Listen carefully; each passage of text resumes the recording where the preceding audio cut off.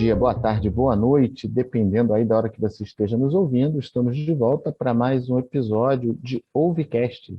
O ouvidor pergunta, o especialista responde, e mais uma vez aqui com a participação da fonoaudióloga Luciana Bertacchini, que além de fonoaudióloga, ela é diretora da Associação Brasileira de Ombudsman. Doutora Luciana, mais uma vez prazer aqui em falar contigo. Obrigada, doutor Xavier, pelo convite extensivo ao tribunal como um todo, à ouvidoria, à escola judicial. Um prazer, uma honra estar aqui com vocês. Muito obrigada. Poxa vida, que bom. E olha que o Ergástula do último episódio está rendendo até hoje, hein? O pessoal foi lá no Google saber o Não que que é, é? e eu não vou contar. Quem não ouviu, perdeu. Mas pode ter certeza que Ergástulo existe até hoje. Existe, eu mesma fui atrás de saber o que é, né? Porque eu também não sabia, confesso. E uma vez, numa decisão, muito tempo atrás, né? O Hum. magistrado que proferiu a decisão disse que era o caso de se conduzir o réu a um nosocômio público. Então, olha Pois olha é. que desafio, hein? Você pode me ajudar agora a dizer o Ah, que é? é o hospital. Tá certo, é verdade, você tem Sim. razão. Mas Então, assim, ainda um pouco sobre o que nós falamos no último episódio, né? Os termos que a gente quer usar e talvez não seja mais adequado em certas ocasiões, né? E daí, professora Luciana, temos aquela questão dos prejuízos que essa linguagem corporativa ou essa linguagem mais segmentada ela pode trazer até para o próprio usuário dela. Você acha isso também? acho Concorda? sim, claro, concordo muito, doutor Xavier. O mundo do trabalho é um mundo que envolve muitos atores, não é? Sim. A gestão, as lideranças, os liderados, cadeia de fornecedor, o principal, não é? Para o mundo corporativo, inclusive que estabelece relação com o cliente e consumidor. Então, a gente tem muitos desafios nesse cenário, envolve inevitavelmente uma complexidade. Boa parte das entidades também contam com filiais, não é? Contam com essa questão de você ter até representação fora do país. Então, qual é o grande desafio? É manter fluidez e coerência na mensagem. Se dentro de um ambiente pequeno a gente já tem esse desafio por conta da convivência, imagina dentro de um mundo um pouco maior.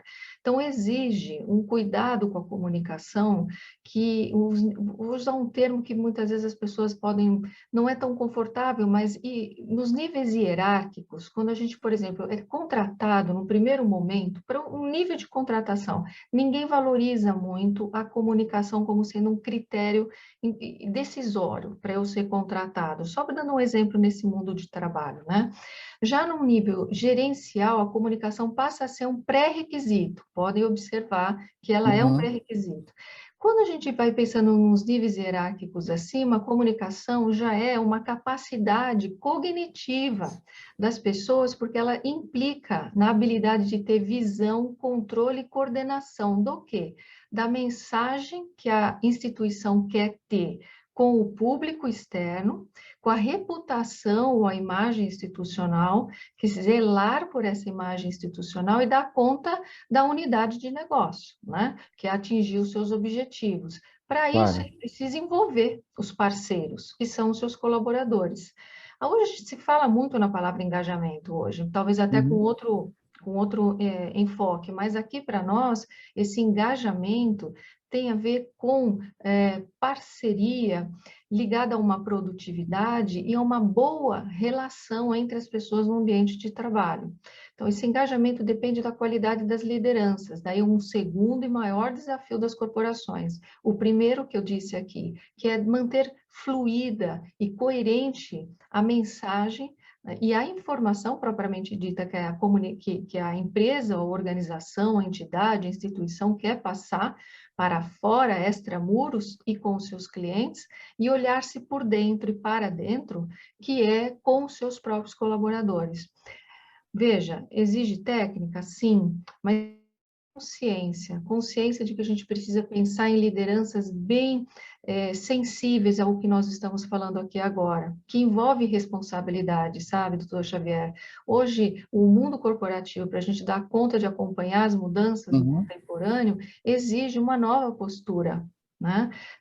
Além da essência ética, valores, que é a base de tudo isso que a gente está conversando, eu preciso transferir isso, não é? E de forma coerente e harmônica entre o que eu faço e o que eu falo. Então, a comunicação hoje, ela transparece a minha intenção e o meu conjunto de valores. Por isso que é muito importante para as organizações terem essa visão. É complexa, mas ela é, ao mesmo tempo, muito possível, viável, tocável, vamos dizer assim, para ser enfrentada e melhor organizada. Professora Luciana, no mundo corporativo hoje, você tem usado e abusado dos meios eletrônicos ou dos meios digitais de comunicação, né? Principalmente aplicativos de mensagem via celular.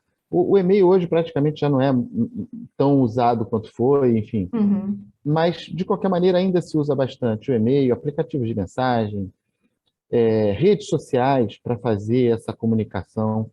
Esse, é, é, esse uso massivo dos meios eletrônicos, isso pode, de alguma maneira, prejudicar a comunicação, por mais paradoxal que isso possa me parecer, ou seja, você cria canais para comunicação, mas Uhum. a superexposição a todos esses canais pode, de alguma maneira, prejudicar a comunicação? A sua pergunta já veio com a resposta. Quando você fala a superexposição, eu acho que o ponto central está aí. À medida que, é lógico, a gente tem que acompanhar o nosso tempo e por trás dessa visão existe o próprio desenvolvimento tecnológico, né?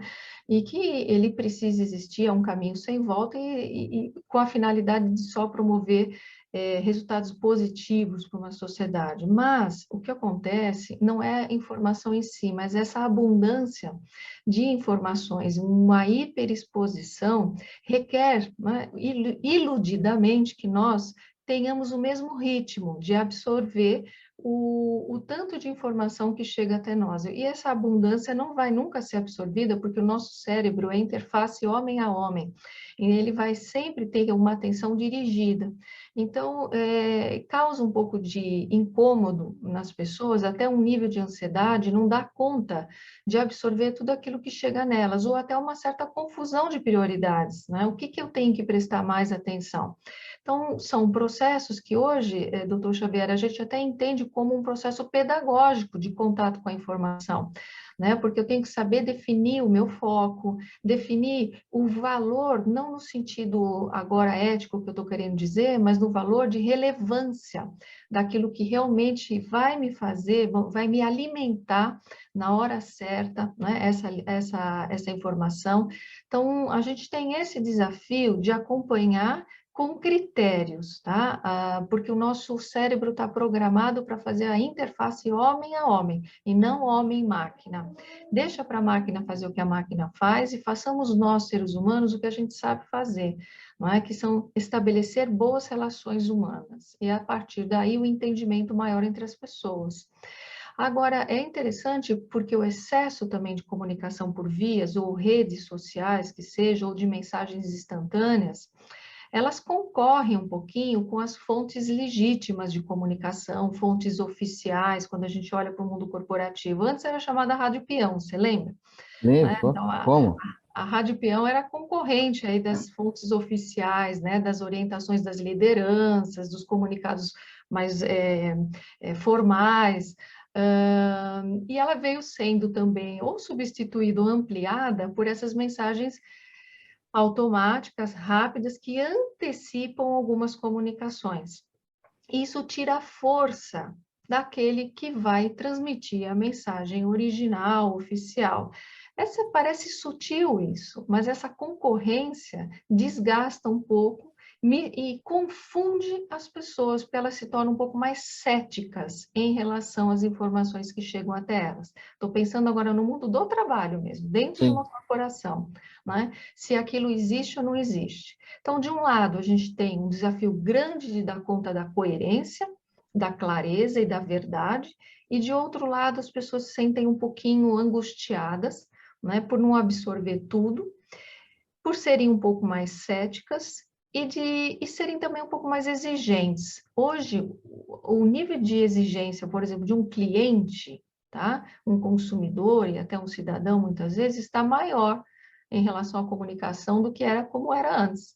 Então, a gente tem que olhar para a comunicação diferente, atento a todo esse repertório que a gente tem que prestar atenção de habilidades e controle de ruídos. Eu tenho que tomar conta da questão física, da questão tecnológica, né? Agora a gente está falando, o que a gente está fazendo? Tomando conta da questão física, né? Será que o meu ambiente está apropriado? Não está? Eu sofro Claro. ruídos, né? A conexão da internet, quando a gente está em reuniões usando plataformas, por exemplo, né, remotas para comunicação, então eu tenho que estar atento a isso. Eu estou olhando a comunicação profissional agora, né? E também a comunicação que envolve os ruídos psicológicos. Eu estou bem? Eu não estou? Eu estou nervoso? Eu estou tenso? E o domínio, que é o último, né? O quanto eu domino aquele assunto para poder passar aquela informação para frente. Então, a gente tem aí algumas etapas simples, mas para serem pensadas, para eu dar conta de passar uma informação com o máximo de segurança possível, porque lá na ponta ela vai decidir um negócio ou ela vai impactar negativamente um negócio. Ela vai decidir uma informação e uma conduta ou ela vai impactar numa tomada de decisão equivocada. Hoje, no mundo da medicina, doutor Xavier, a comunicação está sendo tão trabalhada nesse ponto, porque entre médico e paciente existe algo precioso, que é o que nós adoramos e falamos sempre, mas precisamos praticar mais, que é a autonomia. Eu só Uhum. dou autonomia para uma pessoa se a qualidade da informação for suficiente para ela decidir. Então, as decisões compartilhadas dependem da qualidade da comunicação. O judiciário tem que ter esse sentimento de decisão compartilhada, muitas vezes, né, com o cidadão nas mediações, por exemplo. Então, a linguagem aí é preciosa e tem que ser tratada de uma maneira muito especial. E tem uma questão também, doutora Luciana, professora, que você abordou agora, que no caso dessa comunicação eletrônica, ela é muito rápida, ela é muito Muito. ágil. A velocidade, né?